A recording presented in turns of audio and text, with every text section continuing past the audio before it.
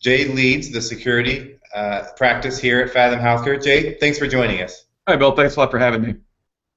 Jay, there's been some recent headlines around some big name security breaches at a large health insurer, accusations of hacking, suspicions of phishing. Can you give us the scoop? What happened?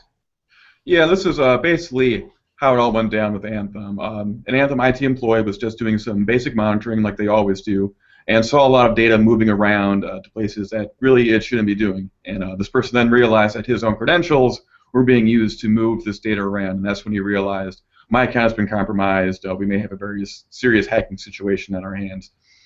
And there's still only preliminary information available about this, but there is some speculation that China is again behind this attack. And the thinking is going that, China's having some healthcare issues of their own right now. The thinking is that they wanted to see how a major American healthcare organization like Anthem is managing its healthcare systems and what proprietary trade secrets they may be having. That way China could maybe learn what to do or what not to do to help them out, in their own issues. And there's also further speculation that China is just trying to amass as much data as they can on Americans to either recruit potential spies for China or identify American spies who are currently in China. So there's a cloak and dagger intrigue element to this story too, which is pretty fascinating. Absolutely fascinating. Who said our jobs were boring? So, Yeah. And I understand after the initial attack, there's kind of this aftershock, kind of a new wave of some not so ethical behavior happening. Can you tell us what happened in the days following? Yeah, well, these two things are kind of related. We think the initial attack, as it happened in other cases, was the result of a targeted spear phishing attack. Now, phishing attacks are basically when you get an email purporting to be from an organization or someone you know and trust, and they're trying to trick you into divulging your confidential information. Maybe your username and your password, your social security number, or things like that. So, in this case, there is speculation, again, only speculation at this time, that an Anthem employee was tricked by one of these phishing emails, either visited a bad site, opened up an attachment, and got malware on their computer, which then allowed these hackers to get into Anthem's network.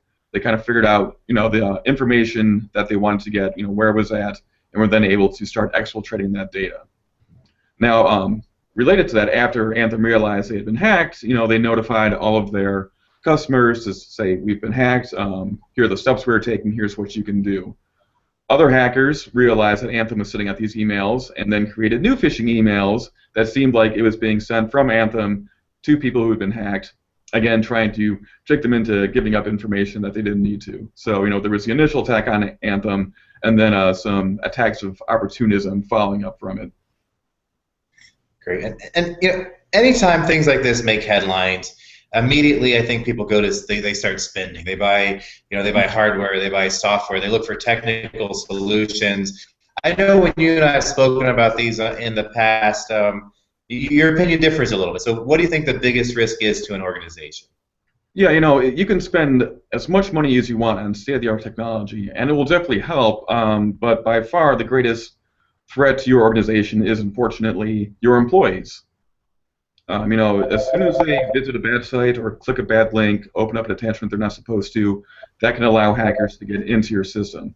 And hackers are crafty. They're always changing their tactics. They're getting very, very good at crafting these phishing emails to make them seem legitimate.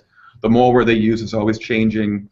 Even slight variations on their tools can invade your technology systems. So employees are, unfortunately, your biggest weak link that you have. There's really no way to fix stupid, as people say, which is being a little bit harsh, because it doesn't mean you're stupid if you get caught by doing this. These hackers are very, very crafty, sneaky people, and they're always after you. So what can we do? What can we as employees do every day in our offices to mitigate this risk?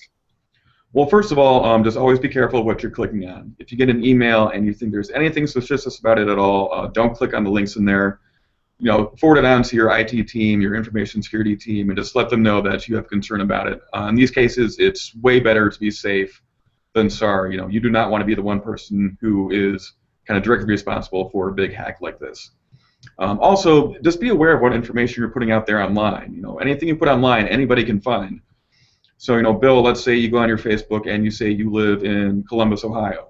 It's very easy for anybody to say that Bill now lives in Columbus, Ohio. And then perhaps they go to your LinkedIn page and they see what company you work for, what type of tools you're using at work, things like that. So, right off the bat, it's very, very easy for them to find out some very specific things about you, and then they can craft a phishing email that makes it seem like it's coming from one of their friends that they found on your Facebook page or LinkedIn, and maybe get some specifics about your job, what you're doing, what you may be working on. So it's very, very easy for them to make these emails seem like it's coming from someone you know and trust, when in fact it's not.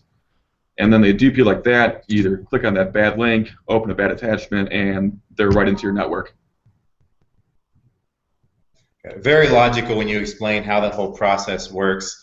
This morning I was reading an article, and the industry experts, the gurus, the IT professionals are all saying that 2015 we're going to see this dramatic increase in phishing attempts. So what is causing that driver, that sudden influx in these phishing scams? Well, these hackers realize that phishing is really the best way to break into somebody's network. Why try bashing down the front doors when you can just trick somebody and go in the back door, as it were. Healthcare especially is a target for these hackers because healthcare systems have a lot of data on the people they cover. There's insurance information, demographic information, credit cards, a whole wealth of things like that. And there's also the perception, which is partially true, is that healthcare is kind of lagging behind other industries in implementing information security safeguards and measures. So they're kind of just a very, very tantalizing, prime, ripe target, just there for the plucking. And hackers realize that, and they're going to go after them. Great. And I know when things like this break in the headlines, I know what I do, I know what you do, I know what a lot of other IT people and professionals do. We lay awake that night thinking, how do we not become that next Wall Street Journal or New York Times headline about the next big hack? So what else can we do to make sure that headline never features our company? Yeah, if you're a thought leader in your company, an upper management, or anything like that, definitely recommend that you be giving all of your employees a security awareness training at least annually, if not more. Whenever you bring in new employees, make sure they go through these trainings as well. And these can be very basic. They don't have to be anything terribly, terribly complex or technical. It's just going over basic ways, things you can do to protect yourself from phishing attacks. From standard web browsing. Warning signs you should be on the lookout for, what to do and what not to do. Because again, employees are your biggest threat. These trainings will help you kind of make your employees aware of what they should and should not be doing.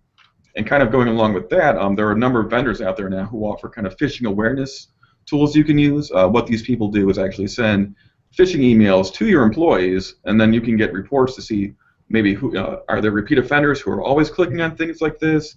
What's the overall phishing level of our company? That way you can identify specific people and take steps to really start mitigating that really bad risk. And you don't have to pay somebody to do this. The vendors are great, but you can actually set these things up on your own. It's very cheap and relatively simple to do.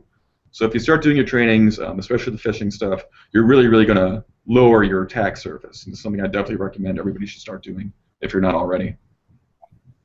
And you can identify who your troublemakers are, right? Exactly, yep. It's kind of fun that way. Great, great. Well, Jay, thanks so much for your information as always, and we'll talk again soon. Okay, sounds good. Thanks, Bill.